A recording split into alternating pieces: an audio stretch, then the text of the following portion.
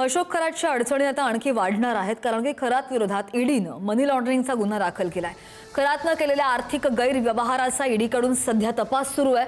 नाशिक पोलिसांकडून ईडीनं अशोक खरात प्रकरणी सगळी कागदपत्र मागवून घेतली आणि त्यानंतर हा गुन्हा दाखल केलेला आहे।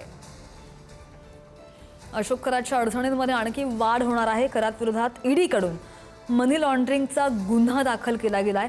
खरातनं केलेल्या आर्थिक गैरव्यवहाराचा ईडीकडून तपास सुरू आहे। या संदर्भात आणखी जाणून घेणार आमचे प्रतिनिधी किरण ताजणे आपल्या सोबत आहेत। किरण, तपासाची व्याप्ती कशी वाढतीये?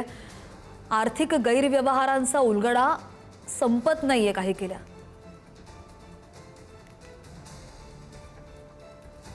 आता एकूणच ईडीच्या माध्यमातून अशोक खरातचं जे काळं साम्राज्य आहे त्याच्यावर आता ईडीकडनं कारवाई केली जाते। प्रामुख्यानं जे गुन्हे पोलिसांकडनं किंवा इतरत्र ठिकाणी दाखल असतात त्या सगळ्या अनुषंगानं त्याचा तपास ज्या वेळेला केला जातो, ज्यामध्ये मोठ्या प्रमाणात रोख रक्कम असेल, त्याशिवाय हवालाचा संशय असेल किंवा परदेशातल्या लिंक्स असतील आणि या सगळ्या दरम्यान रोखीनं मोठ्या प्रमाणात ज्या वेळेला व्यवहार झालेले असतात, अशा प्रकरणामध्ये थेट ईडी हस्तक्षेप करून कारवाई करत असते आणि त्या सगळ्या दरम्यान ECIR प्रमाणे जो गुन्हा आहे तो दाखल ईडीकडनं केला गेलेला आहे। आणि आता नाशिकच्या पोलिसांकडनं आणि विशेषतः SIT कडनं जो तपास केला गेलेला आहे, कागदपत्र असतील किंवा मालमत्तांच्या अनुषंगाने जो तपास आजवर झालेला आहे त्या तपासाची कागदपत्र देखील मागितली गेलेली आहेत आणि त्या सगळ्या अनुषंगाने आता तपास केला जातोय।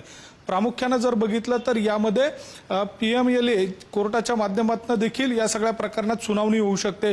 यामध्ये ईडीकडनं अटक देखील अशोक खरातला होऊ शकते। यामध्ये विशेषतः जामीन मिळणं कठीण असतं, अशा स्वरूपाची ही एकूणच ईडीची कारवाई असते।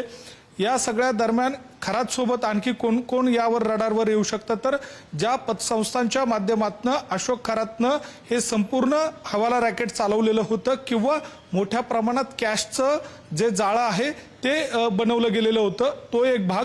दुसरा एक, त्याच्यासोबत जे संस्थांच्या माध्यमातून जे ट्रस्टी होते ते या निमित्तानं रडारवर येऊ शकतात, त्यांना देखील अटक होऊ शकते।